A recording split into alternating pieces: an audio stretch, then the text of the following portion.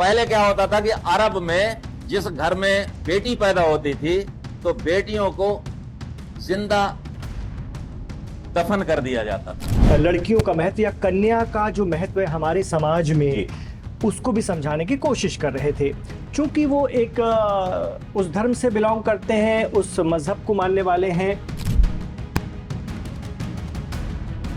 मोहम्मद साहब जब आए तो उन्होंने उसका विरोध किया और बेटियों को प्रोटेक्शन, सुरक्षा देना शुरू किया। क्योंकि श्रवण कुमार हमारे समाज के अंदर में, हमारी भारतीय संस्कृति में माता पिता की सेवा की एक मिसाल है। जिससे किसी को बिल्कुल इस पर आपत्ति, हमारी सामाजिक भाषा है ये इस तरह के बोलने की। जी जी बिल्कुल। और जो आपने बात कही बिल्कुल कि इस पर आपत्ति होना साफ तौर पर समझ से परे।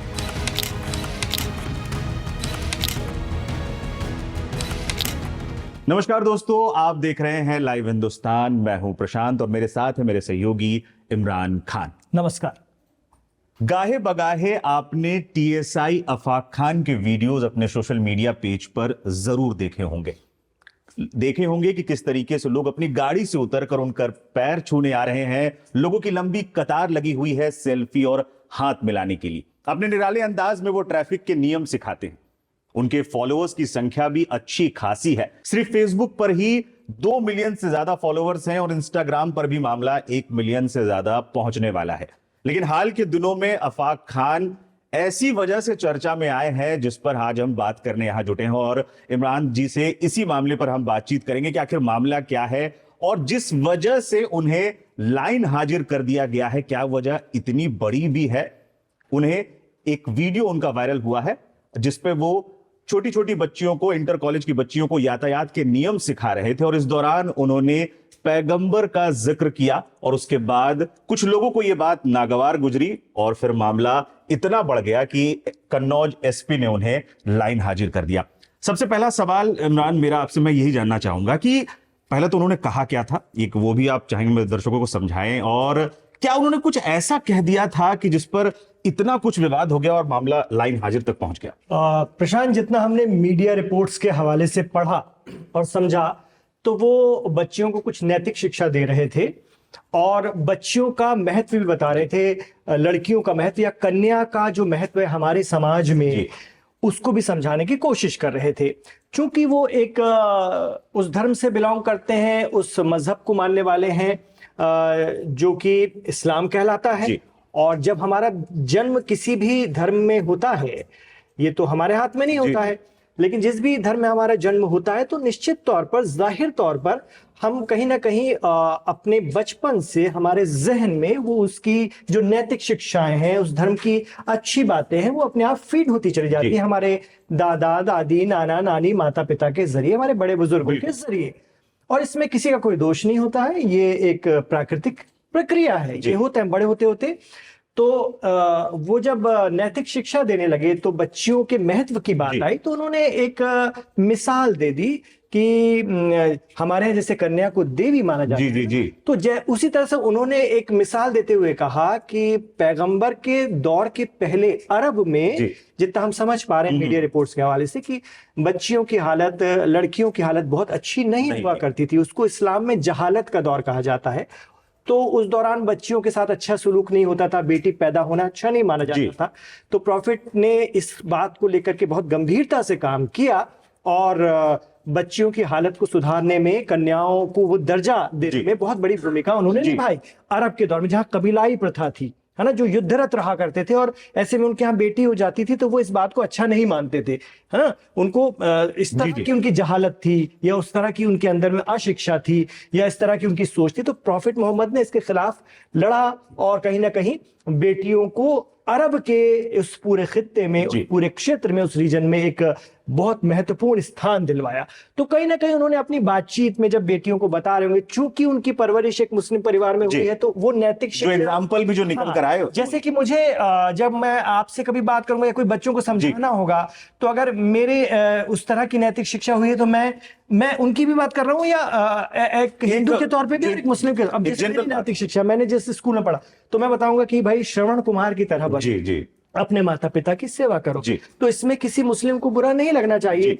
क्योंकि श्रवण कुमार हमारे समाज के अंदर में, हमारी भारतीय संस्कृति में माता पिता की सेवा की एक मिसाल है जी। तो ऐसे ही आख्यान उपाख्यान होते हैं, मिसालें होती, उदाहरण होते हैं जिनके जरिए, तो उन्होंने प्रॉफिट का जिक्र करते हुए बच्चियों की अरब में हालत के बारे में बताया। तो साफ तौर पर, हालांकि ये जो आरोप लग रहे हैं उन पर, आप सोशल मीडिया पर अच्छे खासे चर्चित रहते हैं वो उनके वीडियोस। हमने तो कई ऐसे वीडियोस भी देखे कि एक साधु महात्मा मंत आए, उनसे गाड़ी रोकी, उनके पास गए, उनके साथ मुलाकात की और बकायदा ये तक कहा कि मैं आपसे मिलने ही कई किलोमीटर दूर वापस आया हूं। क्या जो आरोप लग रहे हैं, बकायदा लोगों ने शिकायत की, कुछ लोग गए एसपी के पास शिकायत की, क्या वो इस्लाम का प्रचार कर रहे थे उस वीडियो में?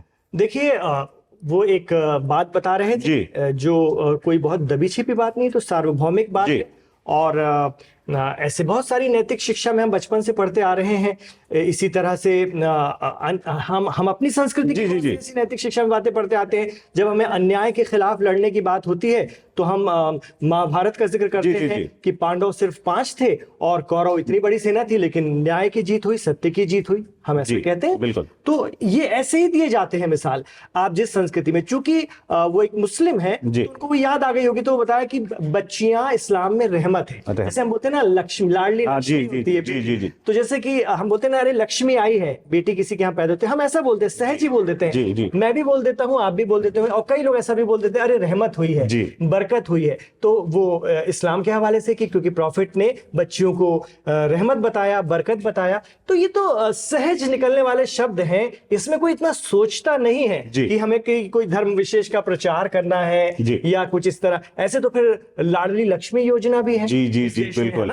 तो ये एक योजना का नाम है, तो इससे किसी को बिल्कुल इस पर आपत्ति, ये हमारी सामाजिक भाषा है ये इस तरह के बोलने की। जी बिल्कुल। और जो आपने बात कही बिल्कुल कि इस पर आपत्ति होना साफ तौर पर समझ से परे।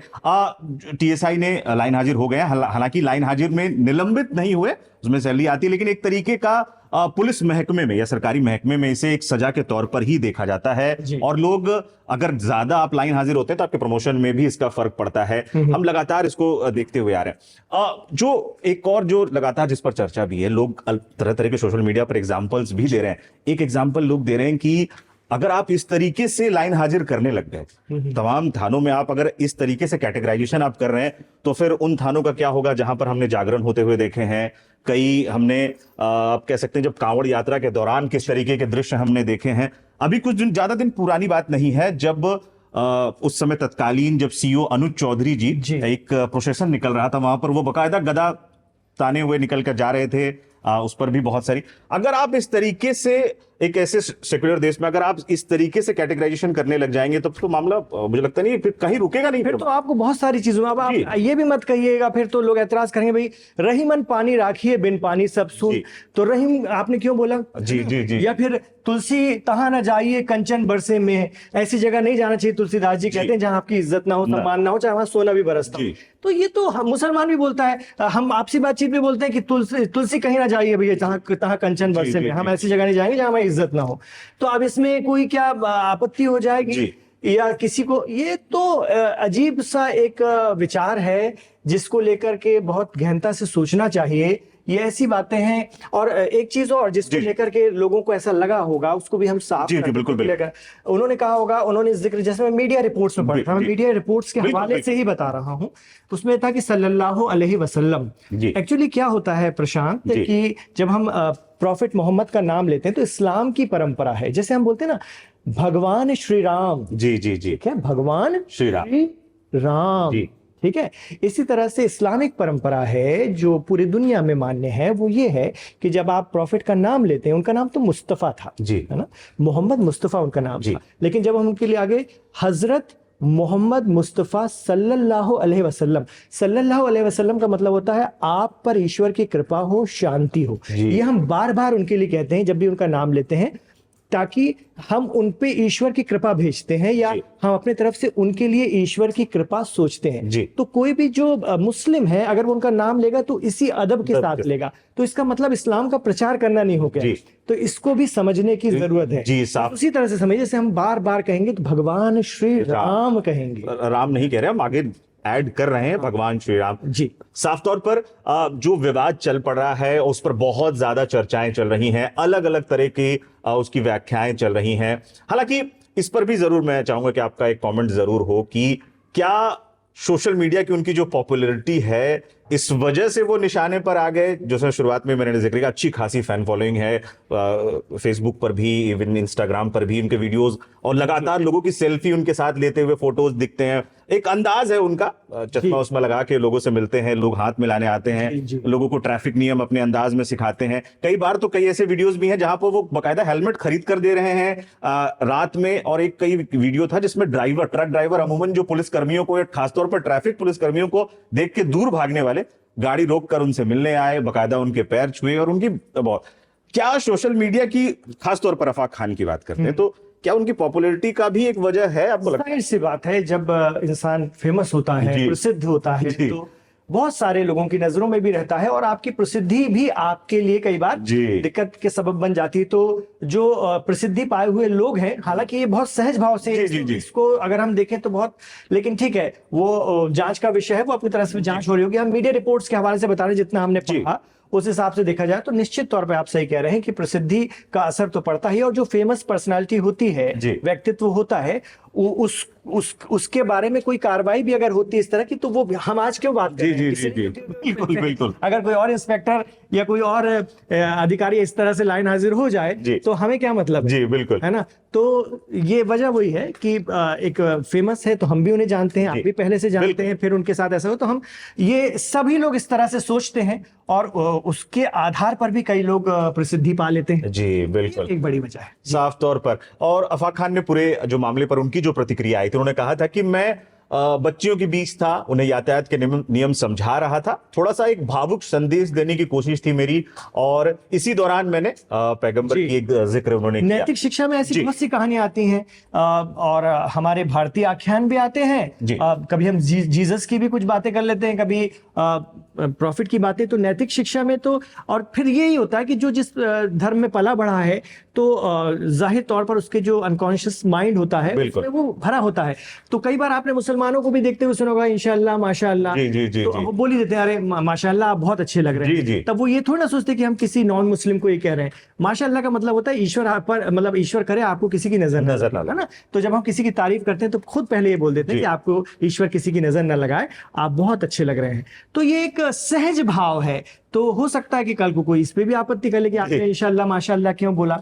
तो ये तो फिर बहुत विस्तार है इस पर। जी, फिर ये मामला फिर कहीं रुकेगा नहीं। जो आपने कहा कि इस पर सोचने की जरूरत है, और साफ तौर पर, और अगर खबरें जिस तरीके से निकलकर अगर आती हैं, उसके बाद जो हम सोशल मीडिया पर लगातार मैं कमेंट्स भी पढ़ रहा था, उस पर भी लोग कह रहे थे कि आप एक अपनी छवि खराब करते हैं। आप कई बार अगर ये खबर बाहर भी जाती है या फिर निकलती भी है तो आप सिर्फ एक इंस्पेक्टर को सिर्फ इसलिए पेनलाइज कर रहे हैं। मैं कहता हूं कि मान लीजिए उन्होंने जिक्र कर भी दिया, अगर कर भी दिया, पैगंबर का जिक्र कर भी दिया, तो क्या गुनाह कर दिया, मैं ये कहता हूं। और उसके बाद पूरे हमारे, मैंने जो सर्किट में बहुत सारे एग्जांपल भी दिए, लोग पार्टिसिपेट करते हैं। पुलिस का वो काम है कि वो जनता के बीच, बरकत सिर्फ बेटियां रहमत होती हैं, बरकत होती है, तो बता रहे थे। और वो मिसाल दे रहे थे कि उस दौर में भारत का तो जिक्र भी नहीं किया, धर्म या समाज का भी जिक्र नहीं किया, उसी अरब समाज का जिक्र किया जहां इस्लाम पैदा हुआ था। तो बताया उससे पहले वहां बेटियों की हालत अच्छी नहीं थी। प्रॉफिट हुए तो एक आंदोलनकारी के तौर पर उन्होंने इस दिशा में काम किया और उन्होंने कहीं ना कहीं इस गलत परंपरा, जैसे हम बोलते हैं राजा राम मोहन राय ने प्रथा को खत्म करने के लिए बहुत बड़ी भूमिका निभाई, की थोड़ी खिलाफ थे। तो राजा राम मोहन का नाम लेना कोई किसी धर्म के खिलाफ थोड़ी हो गया, वो एक समाज सुधार। तो प्रॉफिट भी अरब खित्ते में एक समाज सुधारक के रूप में जाने जाते हैं और इस दिशा में उन्होंने काम किया। साफ तौर पर इस पर चर्चाएं हैं, लगातार चर्चाएं हो भी रही हैं, अलग अलग तरह की प्रतिक्रियाएं सामने आ रही हैं, लोग अलग अलग तरह के कमेंट कर रहे हैं। आपकी क्या इस पूरे मामले पर प्रतिक्रिया है, जरूर हमारे साथ शेयर कीजिएगा। पूरे प्रकरण पर अपनी विशेष टिप्पणी, अपनी विशेष राय देने के लिए आपका बहुत बहुत शुक्रिया इमरान जी।